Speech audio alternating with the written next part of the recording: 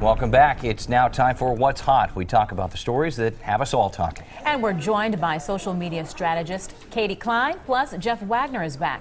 Our first topic, should a brain-dead girl remain on life support? She was declared brain-dead on December 12th after complications of having her tonsils removed. Her family has been battling with the hospital in Oakland, California to keep her alive and move her to a facility in New York.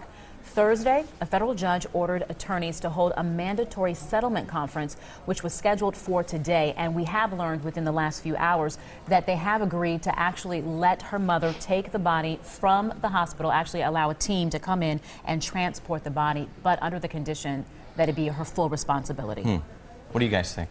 This is a tough situation no matter what side you're on. And it very much reminds me of the Terry Schiavo case that we had a few years ago. Now, granted, that was an adult, but still the circumstances are somewhat the same.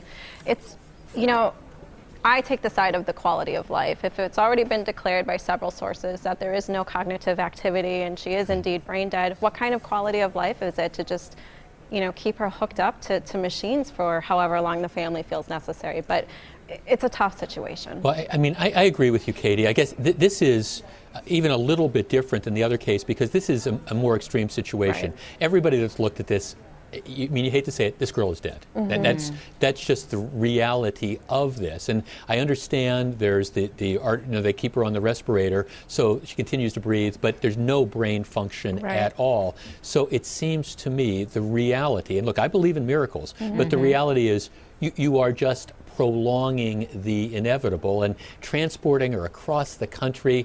At some point in time, as hard as it is to say, you think maybe the parents need to get on and move to what the next situation is going to be and deal with that. How long do you let them keep her on a ventilator, though? And well, if they can pay for it, I mean, they can keep her on as long as they want. Right, but and that's, I think, objectively what might end up happening. But the question becomes, like you were talking about, you know, earlier, Katie, the quality of life thing. You know, what is the end game with something like this? Why bother? I hate to say why bother, but why bother? You know, it just seems like there's man, it's just hard no matter which way you look at it. It is a tough decision, and it's one that her family is making right now. But we will have more hot topics after the break. Now more of What's Hot and our viewer's choice topic of the day. Again, we're joined by Katie Klein and Jeff Wagner. All right, next topic, viewer's choice. Should Kohl's compensate customers for Christmas packages that arrive late? A lot of complaints have been made on the company's Facebook page. What do you guys think? Darn right. I mean, no, seriously, I mean, if you guarantee delivery by Christmas and you don't deliver on that promise, you should do something more than say, I'm sorry. Now, I don't know what the appropriate compensation is, but Kohl's has a huge PR problem here, and if I were them, I'd be giving out gift certificates or something to try to make people, you know, feel a little bit better about not getting their packages. I completely agree, but what I failed to find was their reasoning or explanation for the issues with the delivery. I mean, they can't be like UPS and FedEx and blame it on the weather and too much traffic from their website, not enough, you know, facility time. But I haven't found the reason what Kohl's is saying is the reason for the delay. Well, I think the delay is what you just mentioned. Their carriers, UPS and the U.S. Postal Service, had FedEx a delay as well, due to the weather. Now, I think they should take a note from the playbooks of QVC and Target and just refund the charge. I mean, I had a same issue where I sent something, it was supposed to get there the day after Christmas. It didn't come until Monday.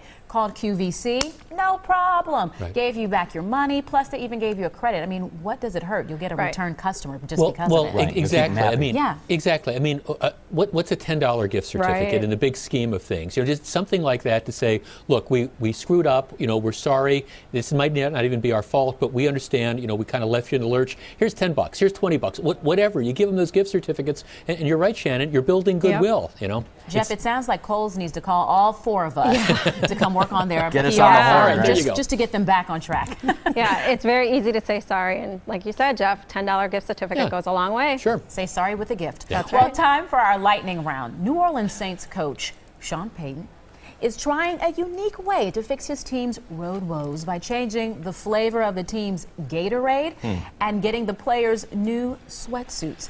Is there something Mike McCarthy should change to help the Packers on Sunday? Who's drinking this Kool-Aid? I don't know. They won last time, didn't they? I mean, I don't know. It's too late in the season to change anything right now. I just know as a fan, I'm going to wear my lucky, touchdown on the Cobb shirt from Too Much Metal, and I'm going to wrap myself up in my blankie and cheer like I normally would do. But at this point, what can you change? Well, I think the biggest change is, for the first time in weeks and weeks and weeks, you've got Randall Cobb back, you've got Aaron Rodgers who's going to be back. That changes this entire dynamic. You look at the Packers, they're 8-7-1. The truth is, if Aaron Rodgers had been healthy, they would have probably been 11-5.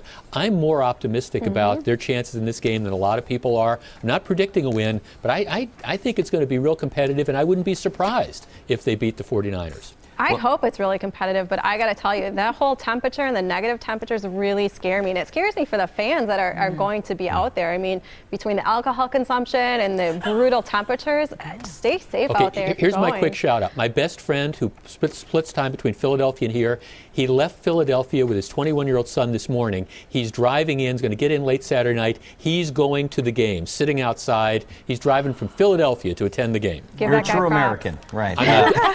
I'm not going with him. I'm feeling for the San Francisco 49er fans because they're not going to know how to handle this. I will say I don't think the Packers should model the New Orleans Saints in any way. Don't change the Gatorade? All the issues they have. Bountygate, Gatorade, whatever.